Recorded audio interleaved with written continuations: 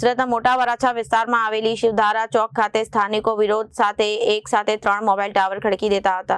સ્થાનિકોનો વિરોધ જોવા મળ્યો. મહિલાઓ અને પુરુષોએ એકઠા થઈ નારેબાજી કરી વિરોધ નોંધાવ્યો હતો. સુરતના મોટા વરાછા વિસ્તારમાં આવેલી શિવધારા ચોક ખાતે સ્થાનિકોનો વિરોધ એક સાથે 3 મોબાઈલ ટાવર ખડકી દેવાતા સ્થાનિકોનો વિરોધ જોવા મળ્યો.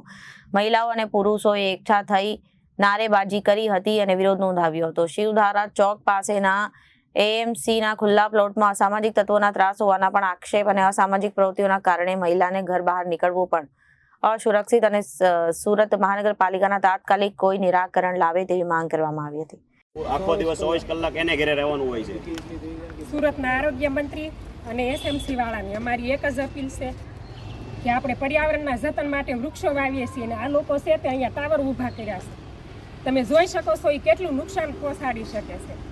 અને તમે જોવો છો આ કેટલી ઝૂંપડપટ્ટી અને ગંદકીવાળો ઊભો કરી દીધો છે. ઝૂંપડપટ્ટીને લીધે મચ્છર થાય છે. ચોમાસામાં તો આખું તળાવ ભરાઈ જાય છે અહીંયા. અમે રહી પણ નથી શકતા. અને આ લોકો એટલા ઝઘડે છે ને તો બપોર વચ્ચે કે રાત્રે સુવા નથી દેતા. આખો દિવસ દારૂ પીવે છે. ધમાલ કરે છે.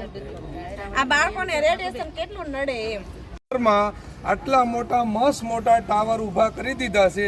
લોકોને કોઈ પરવાનગી, કોઈ પૂછ્યા, કોઈ પરિપત્ર કે કોઈ પણ પ્રકારનું અહીંયા બોર્ડ મારવામાં આવ્યું નથી.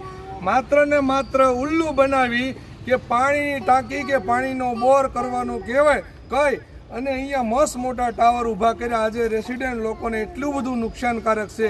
એક ટાવર નહીં, 2 ટાવર નહીં, પણ 3 ટાવર ઊભા કર્યા છતાં પણ આ લોકો વિચાર એવું કરે છે કે આ ટાવરનું આખું હબ બનાવશે કે હું સામાન્ય લોકોની કોઈ વાત સાંભળવા માટે કોઈ સત્તાધારી પક્ષોમાં કોઈ પણ એવા નથી કે અત્યારે એની વાત સાંભળે અને એની વાતને વાંસા આપે કે અથવા નુકસાન કરતું હોય તો એને અટકાવવામાં આવે.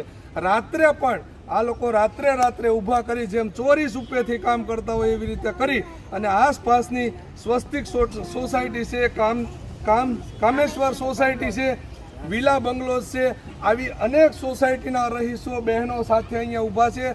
અહીંયા ખુલ્લેઆમ રાત્રે પણ દારૂ પીવે છે. રાત્રે ટક કરીને અવાજ એટલો બધો પહોંચાડે છે અને ગંદકી ખુલ્લેઆમ ટોયલેટ ખુલ્લામાં જાય છે. આ રેસિડેન્ટની વિસ્તારની અંદર તમે જોઈ શકો છો. બેનું દીકરીઓ માતાઓ સાથે અહીંયા રહેતા હોય છે ને આટલું બધું અહીંયા ગંદકીનો જરા ભાઈ વિડીયો બતાવજો. આવી ગંદકી સાથે જો એસએમસી ક્યાંય પણ રોડ ઉપર કે આપણી પ્રાઇવેટ જગ્યાની અંદર ક્યાંય પણ પાણીનું ખાબોચિયું ભરાણું હોય તો તાત્કાલિકના ધોરણે નોટિસ અને દંડ ફટકારવામાં આવે છે.